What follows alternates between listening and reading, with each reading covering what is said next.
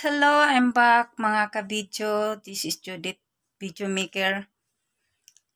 Update ko lang yung aming aso. Yung aming aso nagkasakit. Hindi namin alam kung ano dahilan. Bigla na lang siyang nanghina.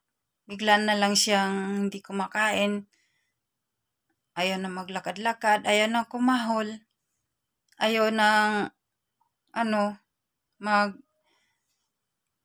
habol-habol kung ano, basta nakatingin na lang siya, titingnan ka lang niya, parang batamlay. Kung aalis ka, hindi gaya dati na kumakahol. So, dinala nila sa veterinaryo. Kaya panoorin po natin siya. Toink! Silo! Silo! Hoy! Silo! Tamlay si Silo?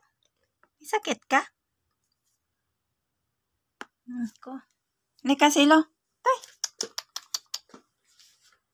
Silo!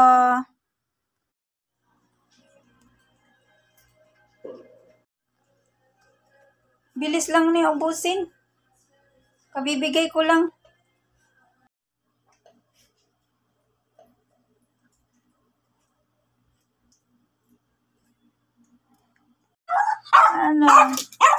Baba ako. Kuha ako Lazada. Huwag mo ikaw sama. Uy, nauna pa siya. Kawawa man namin Silo. Amin Silo. Hindi ka lang muna. Makahol na siya. Gusto sama? Sama kay... May kukunin ako. Baka makakagat ka pa. Sige, sama na tayo. Sama? Sama ikaw? Sige, try natin.